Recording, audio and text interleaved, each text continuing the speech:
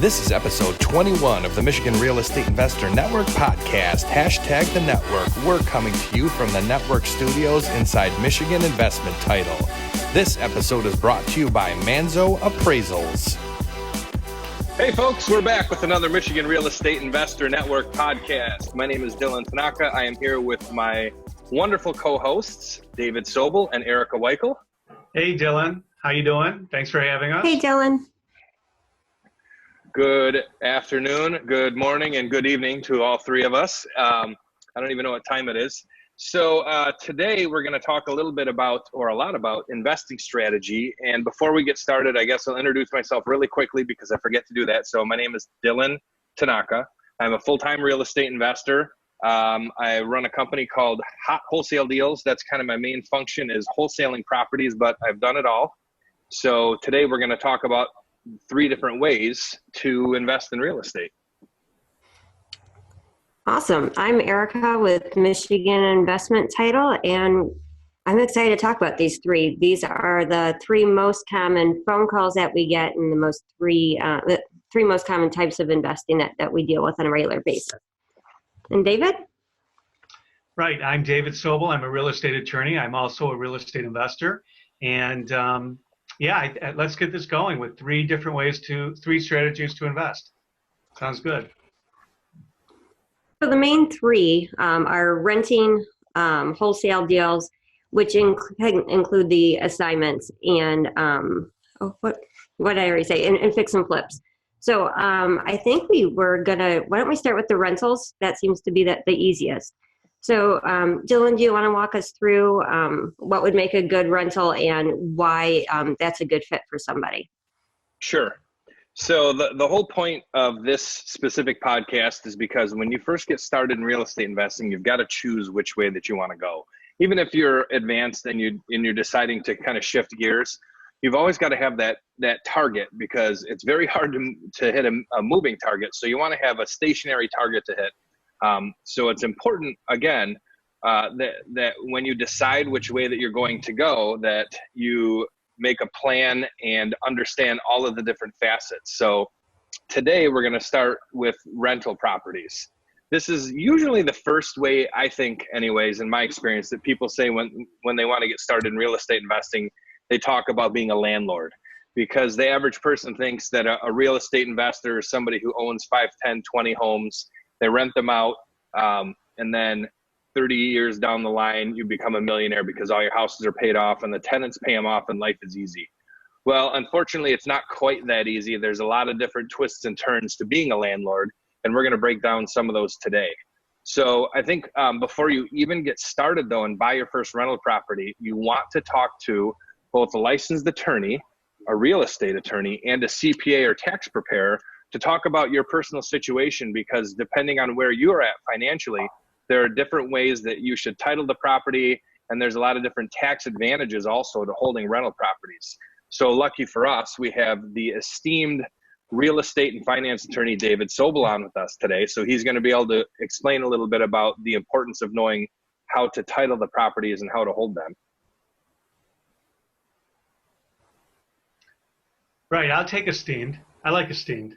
Anyways, when it comes to buying a property, you most likely, individuals will look at a property and say, well, gosh, I should just be the landlord myself, or should I put it in a company name? And the most frequent question that I get every week at least, and I'm sure Erika gets them, and Dylan, people talk to you about it as well, and that is, should I incorporate? And if I incorporate, how many homes should I put in this corporation? So the first thing that you want to do is you do want to establish an entity called an LLC. It's a limited liability corporation. Or you can have an Inc. or a Corp. And so your company might be Landlord Inc. or Landlord LLC. There are 2 different types of entities. I would encourage new real estate investors to look at a limited liability company.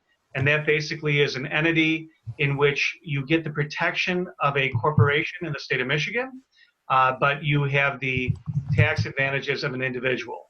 So you do that with, when it comes to the tax planning, you're going to want to consult with a CPA. But for legal purposes, you're going to want to put your first home, if you're going to be a landlord, under an LLC. And you form an LLC by, of course, filing your company with the state of Michigan. And you're also going to need to have an operating agreement that goes with that LLC. And that basically is the guidelines as to how your corporation works on a regular basis. But for a new investor, the most important reason why you have to have a limited liability company or any type of company is because you're going to have tenants. And tenants are really looking to, most of them are looking to make a monthly payment to you, but there are going to be some that, they're looking to sue you at some point in the transaction. Not everybody. I don't want to be so cynical. That's kind of my nature.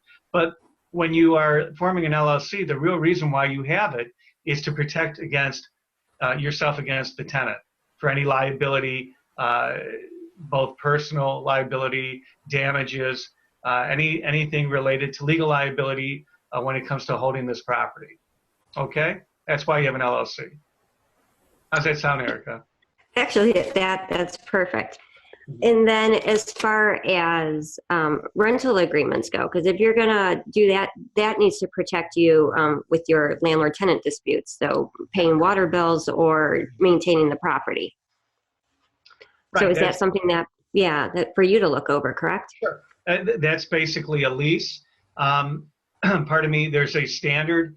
There's really no standard lease, but when you engage in being a landlord, you're going to find that one or two types of leases will come into play on a regular basis.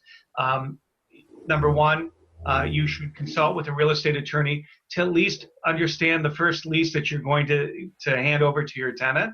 So before you do so, you need to understand what the laws are, what the provisions of the lease are. You really need to have a good understanding is what you are about to enter into. My thought is to keep everything simple when it comes to first starting out. The KISS method. So a lease shouldn't be really too involved. However, there are so many things that can go wrong, and they do go wrong when you're a landlord, that you do have to protect against all those contingencies, and that's why attorneys put these provisions in leases to protect the client, which is usually the landlord in most situations. So yeah, you do need to sit down with somebody and review a lease. And you have to be familiar with the lease. Okay? Okay, right? And then... Oh, I'm sorry, right, Erika? Oh, no, you're fine. So, Dylan, with the rental, so what are the pros? Why are rentals so attractive to investors? Well, the reason rentals are so attractive to investors is, again, there's multiple different reasons. Number one, there's tax advantages. Number two, you have a tenant who essentially pays your house off over all these years. You're building wealth, and you're kind of doing it hands off. Now, we all should be laughing because we know there's no such thing as being a hands-off landlord, but there's different ways to set up structures. There's management companies who actually will deal with the tenants, deal with the fix-ups, deal with the cities. A lot of new people don't know that, so that's a way to be a bit more passive. And then really to me, it's time, because in real estate, time can cure all, because the biggest mistake you can ever make is overpaying, because if you overpay in the beginning, it's really, really hard to come back. So if you own a home for a long, long time, hopefully it goes up in value, and what you owe on it goes down if you buy it with financing. So those are some of the bonuses. But I think that being able to buy it with bank financing is definitely a huge help, because it's really hard to wholesale or buy, fix, and flip with bank financing. We'll touch on both of those in a moment.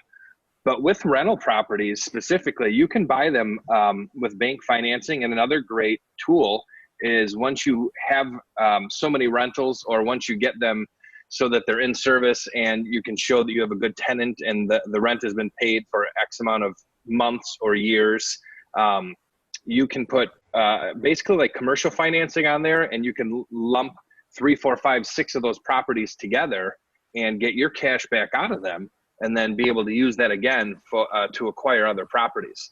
So it's a lot harder to use bank financing for buy, fix, and flip, and for wholesale, nearly impossible. So they also, rentals will make your balance sheet look really, really attractive. if you set it up the right way. And again, like David said, you want to talk to a tax professional, be it a CPA or tax advisor. It depends on who you're comfortable with.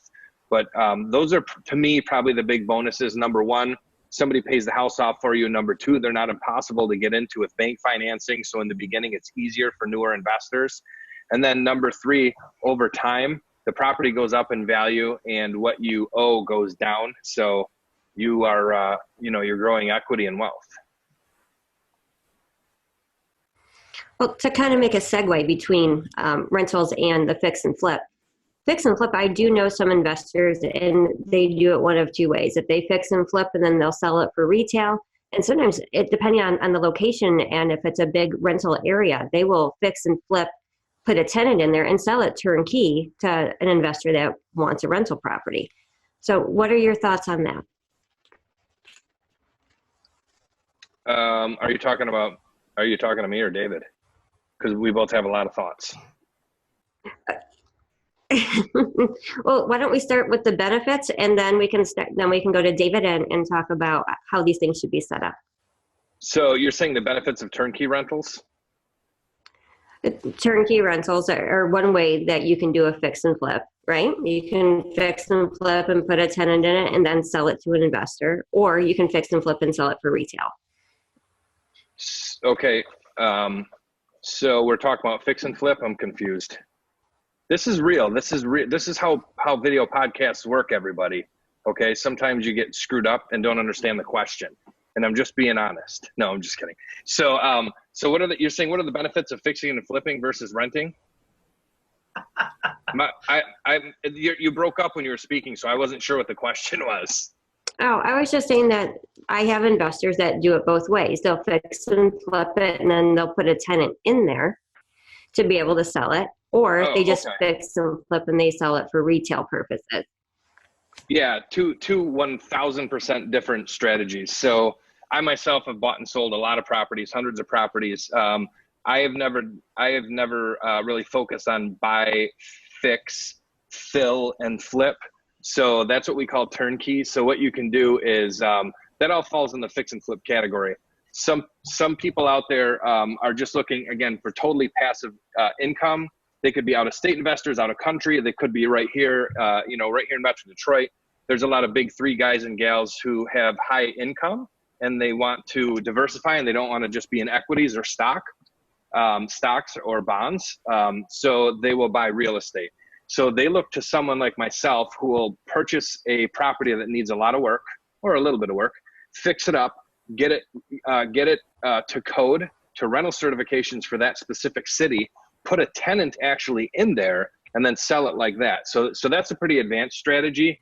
And you need not just A, do you need to know what you're doing, but B, you have to have buyers lined up, because I don't think it's the wisest thing to just jump into. So I think most buy, fix, and flip investors are initially going to start buying an underpriced property because it needs a lot of work, putting the work in, creating value, then relisting it for top dollar. And I guess that's the simplest breakdown of buy, fix, and flip. The big difference between a buy, fix, and flip and a rental is when you buy it, fix it, and flip it, and you create a $30,000 profit, you're going to be taxed at full income. And for those people who are in the higher tax bracket, they don't always like that. So the long-term holds sometimes make more sense for them. But again, that's an income tax strategy that each individual investor should talk to someone about before they make those decisions. Perfect. And David, do you have some thoughts on that as well? On how you would set up a company to protect yourself that way? Would an LLC still work? Yeah, an LLC would still work. You know, the number one question I have when you have people who are leasing to more than just one, they have more than one rental property, is how many homes should I put in my LLC? So there's some investors, I hope that the people watching today, you get to a point that you have numerous properties, but if you're going to lease out all of them, some investors will put the property, each property will have its own LLC. Have you seen that, Erika? I'm sure you have, right? Yep, and they'll actually name their LLC the address of the property. That's right. They'll call it like 20990 Potomac LLC, right? But the thing is I think that, that's when you have quite a few properties. It also creates a lot more paperwork and costs more to manage with your CPA, not so much with your attorney, but you're going to pay every year. You're going to have to file an annual report. You have to do, certain housekeeping items for LLCs every year. So if the more LLCs you have, the more involved it and time consuming it's going to be. My thought is to have different categories of properties or maybe regions of properties, put them under one LLC. So one of the things that I learned very on in owning investment property, and I know I've shared this with you guys before, is that you want to make sure that you are concentrated in a certain geographic region if you are being a landlord and you're renting out a bunch of properties. That's because the economies of scale, it's easier. Let's say if you're an East Sider here in Michigan, if you're on the east side of Detroit, you have all your properties on the east side of Detroit as rentals. You don't want to have them scattered around. But if you do, you might put all your east side properties in one LLC and your west side properties in another LLC. You could do that. For structuring, that's something I would encourage. But whatever you do, definitely have an LLC, no matter what you do. When it comes to, I don't have the patience to be a landlord. I've shared that, I know, with Dylan on several occasions. And so my real estate investment history comes from purchasing mortgages, and then I have people in the home left over after I have to do the foreclosure. So I don't love being a landlord because perhaps maybe the people who are remaining in the home aren't the best payers. But if you're lucky to get a good tenant and who pays on time and there's longevity there, I mean, that's what I think when we talk about the success of being a landlord, that's the sweet spot, when you have a low maintenance tenant who pays on time. But how many people really have that, right? I can tell you not many, because I'm busy every week dealing with default servicing, dealing with evictions and other issues related to being a landlord of a home. I'll give you an example. Insurance, that's another area that becomes problematic, where you have the most recent one I had was a client who had a tenant who had a fire in the kitchen. She left the pan on the stove for quite a while, and there was a fire. Well, you have to have insurance on your home, because I can share with you, most tenants never follow their lease requirements, which is they have to have insurance on the home. So you as a landlord have to make sure that you're insured, right? So when we're talking about structuring an LLC or structuring your landlord business, if you have multiple LLCs, because let's say you have 10. You have 10 LLCs, and each LLC obviously represents one of the properties that you own. You also then have to have 10 different insurance policies for each property. And that's a big pain in the butt. Now, if you have a management company, or if you have somebody in your office, or you're very diligent, it's great. Here's the thing. It's a lot less involved if you just have one company holding these 10 properties, and you have one insurance policy for all the properties in the LLC, right? So there's a whole different philosophy. People come in all the time. They say, oh, no, each property I have to set up its own LLC. Other people say, no, you know what? I'm going to put 3 in the LLC. What it is what's easiest for you. The KISS method is the best method, right? So long as you're complying with the law, the KISS method is the easiest method. You don't want to be, here's another one. I have people, and Erika, just interrupt me when you feel that I'm kind of going on a tangent. But there are landlords that will say, I never collect a payment. I never have to go to my client or my tenant and pick up a check. Do you know why? I give them their own deposit account at the bank. I give them an account where they every month go and they write a check and put it in my account. Have you heard of that, Erika? I have. Okay, you've heard of that. So now you have to set up 10 different accounts, because sometimes people will deposit with cash, right? They'll only take in cash, and you have no idea who, if you have 10 properties and you only have one account, and you have 10 tenants going into the bank, guess what? You don't know who deposited what.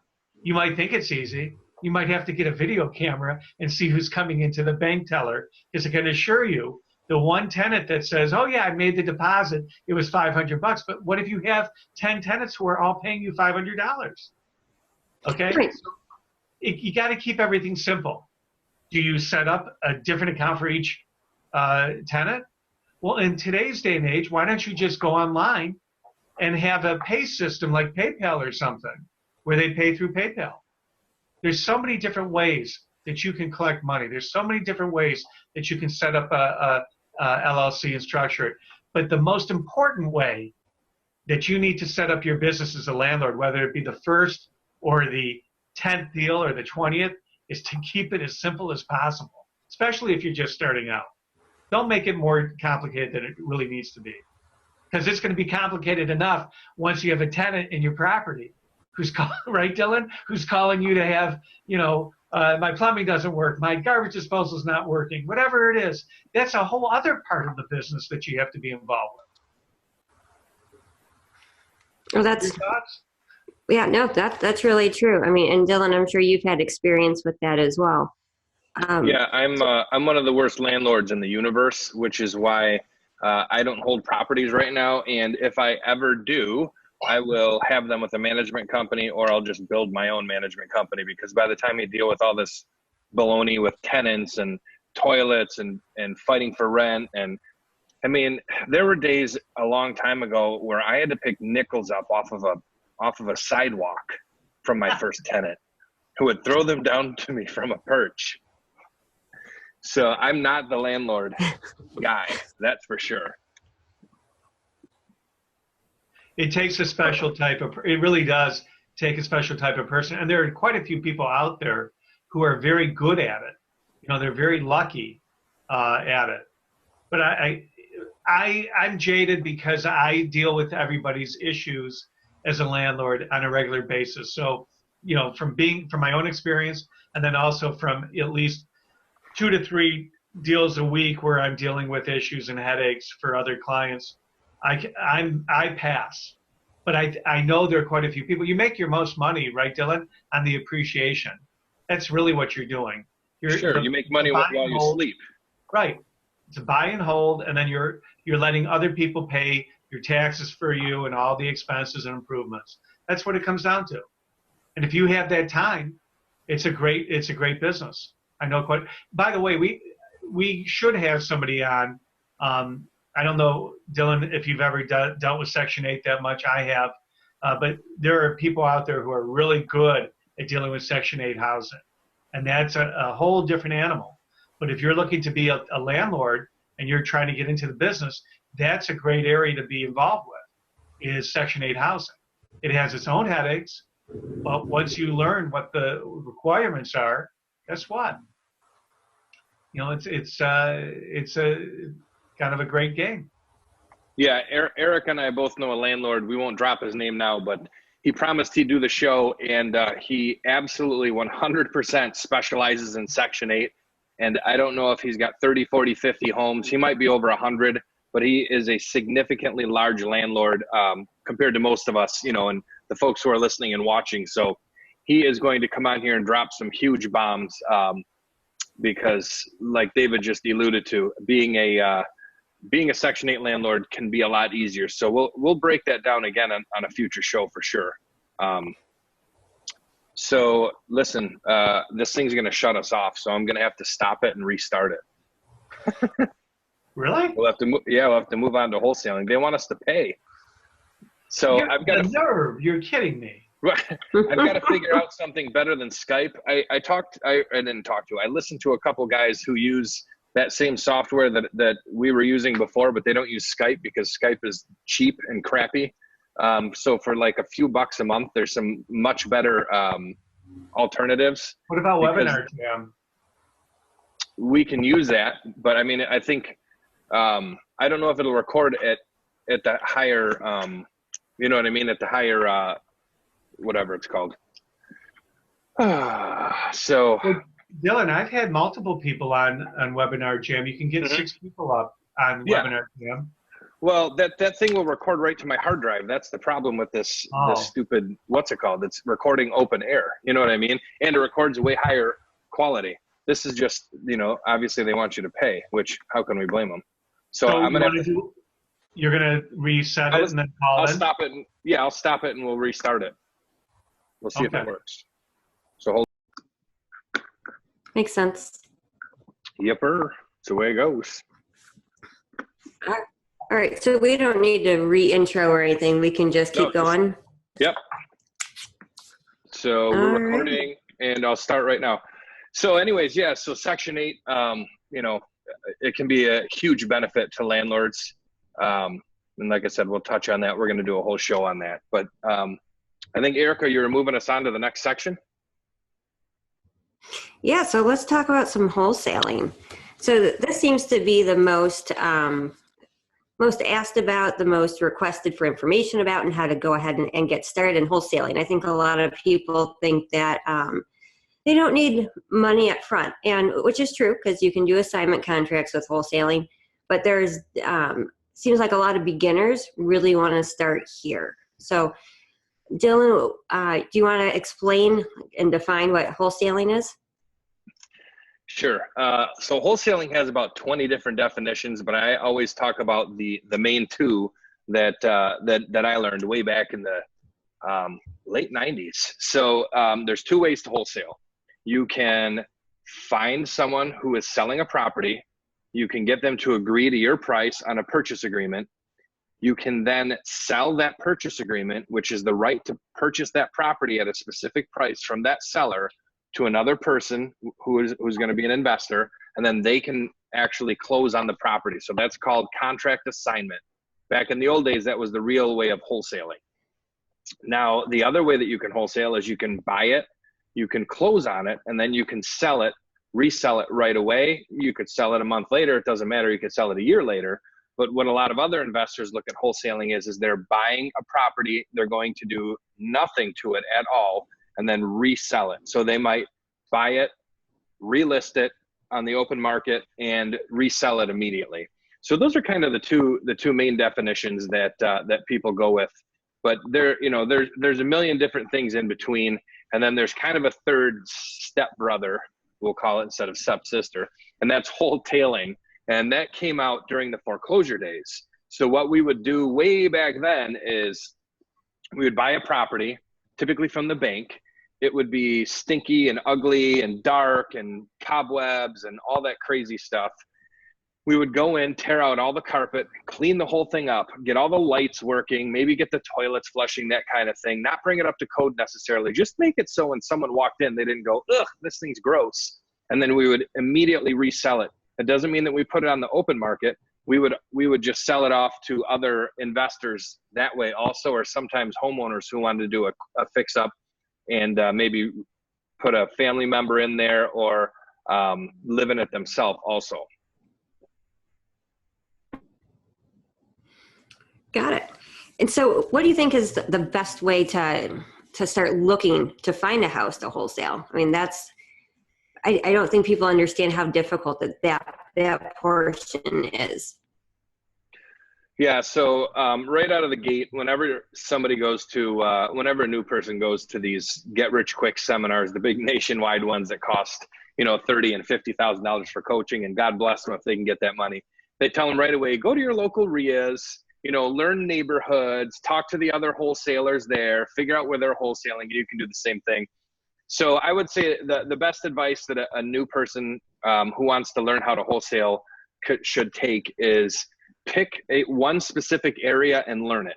For those of us who have full-time jobs, maybe it needs to be in an area close to home or close to work or close to where you travel often, because you've got to learn that quadrant, as I like to call it.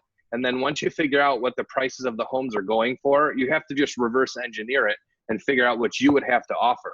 Because if we just do simple math and say that a house is going to sell for $150,000 and it needs $30,000 in work, and there's going to be about $10,000 in sales costs, now you're already down from 150 down to 110, and then the wholesaler wants to make some money on that deal, right?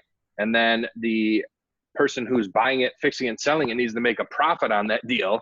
So if that person wants to make 30,000 and the wholesaler wants to make 10,000, now you've got to take another 40,000 out of there. So you've got to find that property for 60 or $70,000 that's going to resell for 150. And I know David always says that's crazy that that wholesalers even are able to find those kind of deals a lot of times, because you need to buy something between 30 and 60 cents on the dollar depending on how much work it needs. So it takes a lot of digging to find that. And the only way to get started, of course, is to get started. But you need to be, I think you need to be somewhat focused in a specific area, so it's not so hard to get a grasp of what the values are and what properties are going for. David, did you have anything that you wanted to add into our wholesaling chat here? No, you know what? I think Dylan did a great job. I'm always really surprised. Sometimes people come to the deals and, they'll show me a deal that I have to review their wholesale agreement. And I'm like, how did you get this? Like Dylan said, we were just talking about a deal, right, Dylan? Yes. I think it was your deal. Tell them about your deal. I think that's the best way people learn. Do you mind? Sure. No, of course. Okay. So I picked up a couple of properties, both residential, from one seller.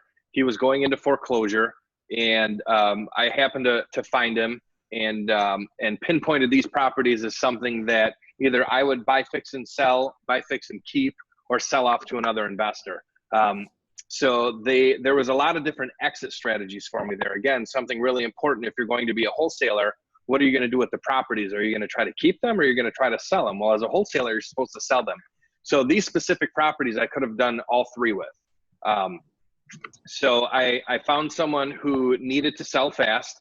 I was basically able to come in, as David likes to say, you have to be a surgeon in those situations, because time was ticking and there was blood squirting from this guy's neck. So I had to come in and put a patch on it and stop that blood from happening. And I laugh, but it's not funny, because people get in situations that they shouldn't be in, and because this is what I do, this is what I specialize in, I was able to calm him down, get him to understand that I could help him, I could help take care of the situation. If we came to an agreement, take it over, figure out what to do with the properties, essentially get him off the hook with the city, other liabilities. He actually, in his personal life, had quite a bit of money.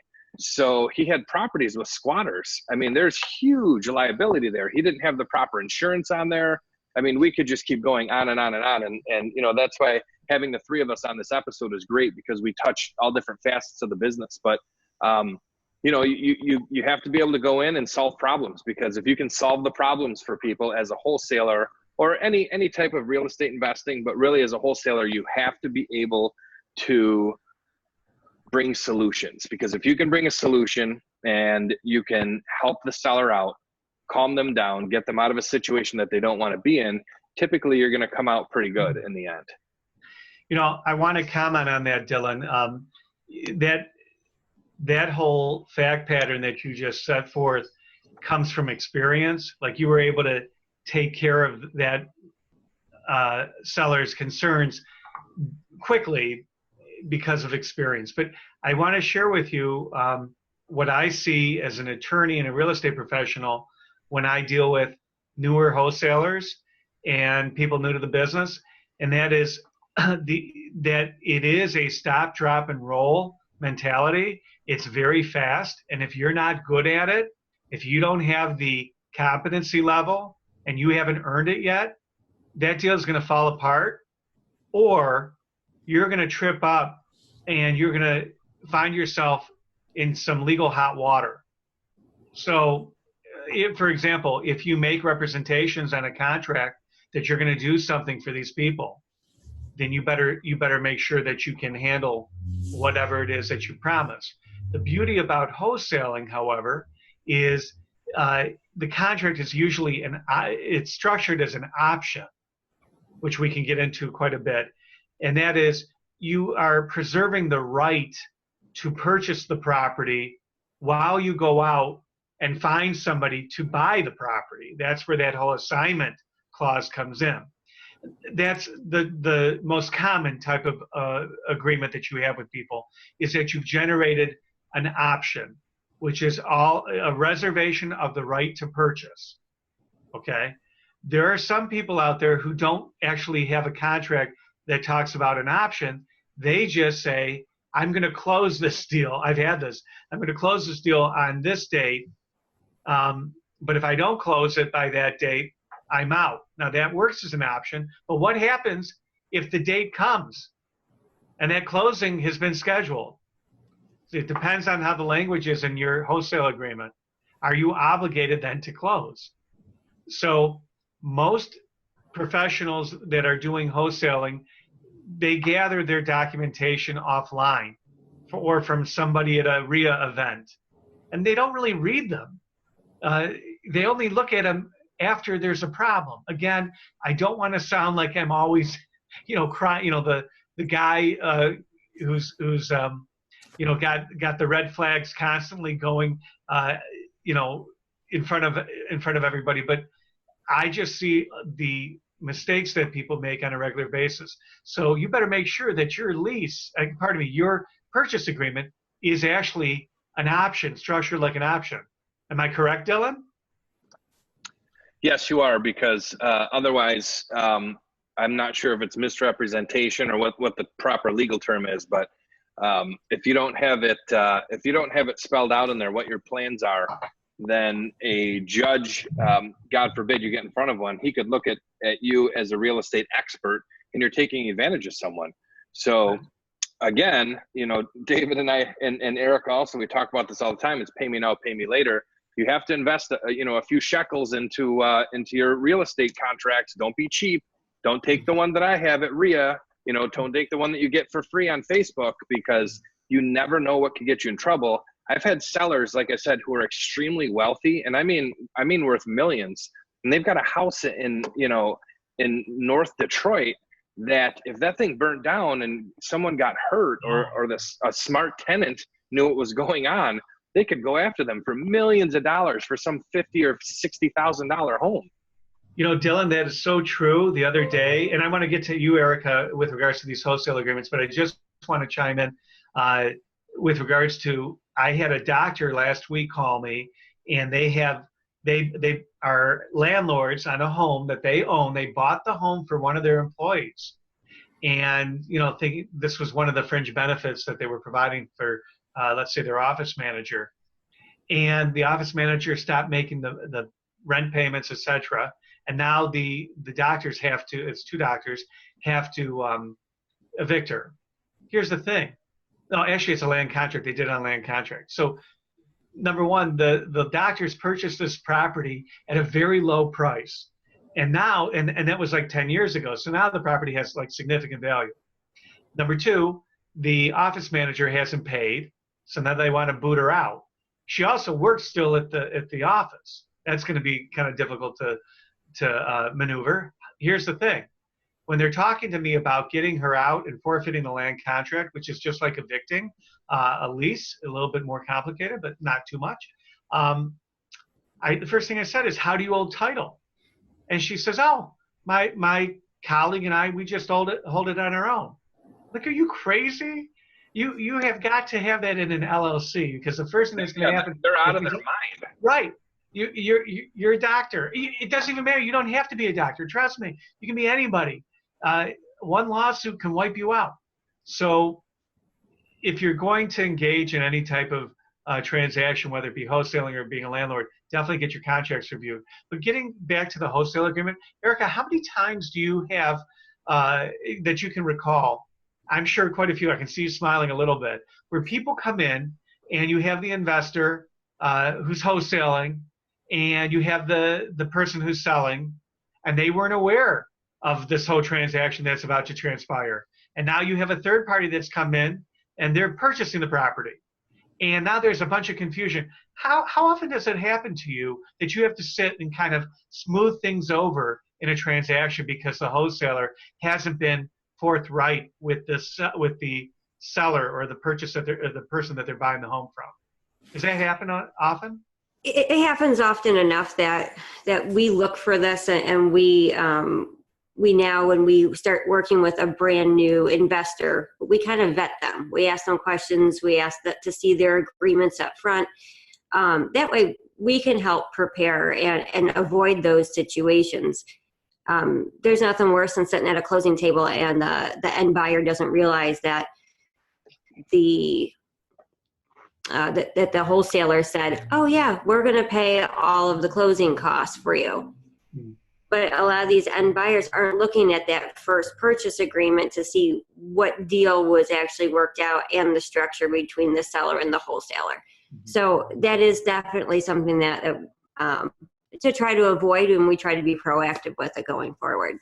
Right. Not every title company. And then pardon me. Not every title company even deals with real estate investors in these type of deals, right? Am I correct? You are correct. I mean, there's a few of us that claim to be investor friendly. 25 years for me, and 13 years of dealing with investors as my primary focus of clients. So we get familiar with that. My staff is very up on everything and knows how to work with them now. And I think that just kind of getting to the last section with. Can you guys hear me? You want to talk about something else? Yeah, it's my turn to talk now. You guys got to talk for a long time. No, I'm kidding. So one thing, I guess I want to go back to the elementary definition of wholesaling really quick and why people get involved in it. And the real beauty of wholesaling is, as a new investor, you can basically make something out of nothing, right? You don't necessarily have to have a bunch of money. You don't necessarily have to have a bunch of knowledge. You have to be willing to work hard. You have to be willing to understand what the values are and understand who your buyers could be. But all three of us have talked to multiple people, and we know other investors, even if they were newer, who've made a ton of money wholesaling, and they didn't necessarily know what they were doing. So you have to be careful. You've got to make sure that your contracts are tight and make sure that they're right for you, right for your state, right for the exact type of situation or transaction that you're trying to achieve. But there's one specific person I can think about. His first wholesale deal, he made $50,000 clear on it. And he'll probably never touch that again. But how awesome is that?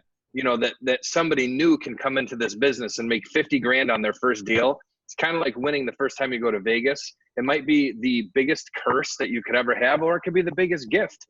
Because for me, I did help this young gentleman out on his first deal, but it was awesome because it's something I get to brag about. I made not $1 on it, but to make $50,000 on your first deal, having basically zero money invested, that's pretty amazing. There aren't many businesses that you can make that happen in.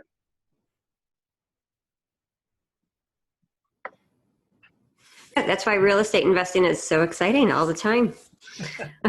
But so just to kind of recap on our fix and flip discussion from earlier. So if a lot of investors, they want to get in, it's very HGTV, right? So they want to get in and you find a house and you fix it up and then you're going to sell it and make a nice profit. So how do we get started in that? I know Dylan and I have had a conversation about, what you buy it for. I mean, that's really the very beginning. You want to make sure that you're not overpaying, because that can make your whole deal collapse. Do you want to go through that for us, Dylan? Sure. So we're only going to spend a few minutes on buy, fix, and flip. We're going to do a whole full episode on it, talking about the HGTV and the pluses and minuses to buy, fix, and flip. But I think the short definition again is an investor is looking for a property that needs typically a lot of work, and that's how we get paid. We really create our profit from the work that's done. So instead of a homeowner buying a property and then putting X amount of dollars into it and managing contractors and having to understand what's in fashion with finishes and all the other crazy things that need to happen, we do that for them. We basically repair the house on speculation. Back in the 70s, 80s, and 90s, they talked about the builders who would be spec builders. What that meant is they did all the work on speculation, hoping that someone was going to buy that home from them at full price, with all the finishes and all the different things that go along with a new home. So after that building boom, things changed especially here in Metro Detroit. So there were a lot of rehabbers, we used to call them, And I just always call them buy, fix, and flip, because people get that mistaken rehabbers of people do like rehabilitation for people. You know, it's a whole different business. But I would get that all the time. So with buy, fix, and flip, essentially you're going to buy a property that needs a bunch of work. You're going to do the work to it. You're going to fix it up and sell it at tip top price, the highest possible price in the market. If you're only going to do a little bit of work and resell it, again, that was a wholesale. So for all intents and purposes, to me, the definition of buy, fix, and flip is making something absolutely beautiful, bringing it either to its former glory or today's fashion standards, and then making it look like those houses on HGTV. The difference is it's a knothole drag to get there, and it's not as easy as they do it on TV. But you can make some of the biggest profits if you do buy, fix, and flip, because again, if you have the wherewithal to get all those different repairs done and basically be that jack of all trades that the typical homeowner can't be or doesn't understand or doesn't want to be, then you're going to get paid, you know, a healthy sum because of that. And the other thing too is most homeowners don't have all cash to buy something at a discount and then go through all of that work of all the repairs and then finally finishing the property and then maybe putting some debt on it. A lot of the homeowners nowadays, they don't want to touch a hammer, and that's okay. So that's where we as real estate investors get to make our money. And again, they don't have the cash. So they get to come in with a mortgage, again, for that $150,000 price we talked about earlier. And the house is perfect. It's move-in ready. They get to drop their bags, move in, and they don't have to do any work. And, you know, that's what a lot of folks are looking for. So the buy, fix, and flip, that's the solution to that problem.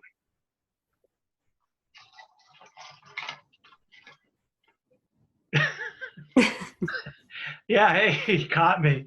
I just actually was looking at a old receipt, like a spreadsheet of some of the homes that I used to deal with, because this is something that I used to do, was to buy. I didn't really buy them. Again, I picked them up. They were mortgages, so I would own them after the foreclosure if I had to foreclose on them, and we still had to fix them up. Now, that I just did 2 deals last year that were pretty significant. One was a buy, fix, and then we flipped it, and I had partners on that. But the other one, we purchased it with the intent on fixing it, and then somebody came in and wanted to buy it and do it on their own. That would be a flip. It was an unintentional flip, okay? So you never know what you're going to get, right, when you do a deal. Am I correct, Dylan? Absolutely. I'm looking at this one deal that what I bought it for, and what we didn't even have 2 weeks go by when this is in Detroit. Somebody came to us and said, "Hey, did you start work on it yet? Would you be interested in selling it?" So it was that was luck. That was luck. I would like to be the guy with the $50,000 wholesale deal. Listen, the harder you work, David, you know, the luckier you get. You are one of the hardest working men in business that I know, whether in real estate, law, or any facet. Well, thanks. I appreciate that. In fact, we're all such busy people. We work very hard. I know, Erika, you're like going constantly. How do we find time to do this, right? Because we want to impart, we find time because we want to impart the information to people before they engage on their own and get stuck, right? Yeah, well, and for me, I mean, the time that I set aside is to go to the networking meetings. So the RIAs and some of the others, I mean, and they've been great. They've been a great source of business and clientele for me, but it's also a great source of education and learning and hearing everybody else's stories, which, I mean, some are you know, kind of inspiring. Almost makes me want to get back into my rentals again, but stick to title. not quite. It's easier and more profitable. Yeah. Oh, and you know, I always like to say, I'm good at my title job, so I'll stick with that. Look how great my hair's gotten. I love seeing. What's that? What did you say? I said, look how gray my hair has gotten. I've only been in real estate for 24 months. I showed you a picture when we were offline. Did you see how much hair I had before I got into real estate? I mean, my God, now I have, they can use me as a lighthouse. I'm a beacon with this forehead.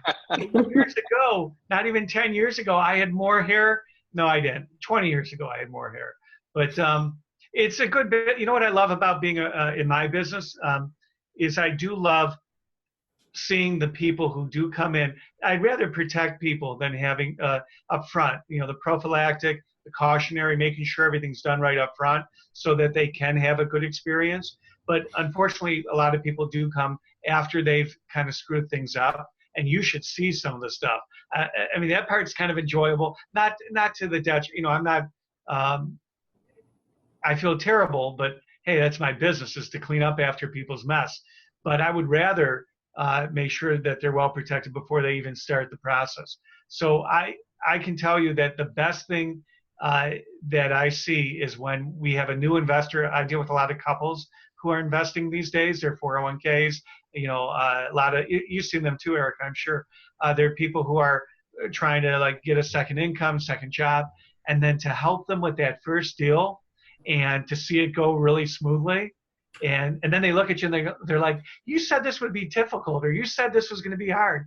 And I'm happy to report when they're done that it wasn't difficult, right? Because they did line everything up right. They had the right title people, they had the right realtor, the right attorney. So for me, that is where I find the most pleasure in working. I do take a lot of satisfaction when I win at court as well. But my clients aren't happy because it usually costs money whether they win or lose. It's more expensive if they don't do it right the first time.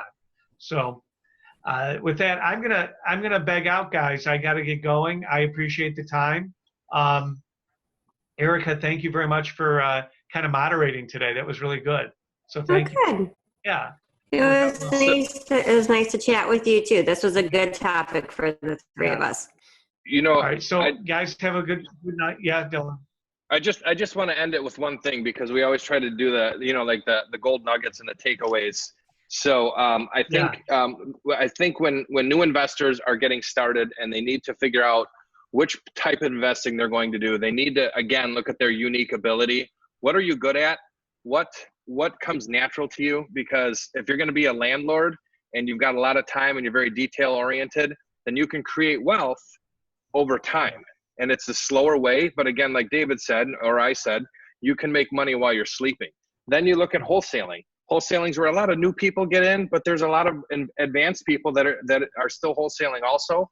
And you can make gigantic profits without a lot of money up front, but you've got to have a lot of knowledge. You've got to have the buyers lined up, and you have to understand values. And then third is the buy, fix, and flip. And to me, that's almost the easiest one to make money in, because if you can find a property that's undervalued and that needs work, all you have to do is babysit it and contract all that work out, which is not very, very easy, but it's a lot easier than finding a deal like a wholesale to make $50,000, like the young guy that we know that did that, or to buy a rental and sit on it for 30 years and manage it. So buy, fix, and flip sometimes can be the easiest way to make money in real estate investing. But again, I think, it comes down to your personal unique ability. So you have to look in the mirror and figure out what you're good at. And then I think that helps you laser line which type of investing and what box that you fall into, at least in the beginning. I agree. It's definitely a personality fit. Some people are great at landlording. Some people are more handy and can get in there and create their own value. So yeah, it's up to you at how good you are at different things and go from there. So this is why you need to go to your local networking meetings and talk to people and find out how they're doing it, and if it's something that you think you could do as well. All right, I guess we'll sign off at that. And I just want to back up what Erika said. Make sure you're getting to every single RIA group that you can get to, every single real estate meetup here in Metro Detroit, because that's where you're going to meet people like us, like your next business partner, your next private lender. It is the only place that you will meet people as crazy as you are who want to be in real estate investing. Very good. That's right. They're all crazy, Dylan. We're in the boat with them, David. Yeah. No, you're right. Takes one to know one, right? That it does. So I guess with that, we'll let you go, and we'll be back again soon with another episode. We hope you found a lot of value in today's show. If there's anything we mentioned and you missed it, don't worry. We take all of the notes, and you can find them at michiganreinetwork.com/episodes. If you want to meet any of today's guests in person, you can usually find them at a #The Network meetup in Metro Detroit. You can find all about the network at www.michiganreinetwork.com. By the way, if you're new, hit that subscribe button so you don't miss any future episodes of this show. This brings us to the end of another episode of #The Network Roundtable Podcast. And as always, share the love.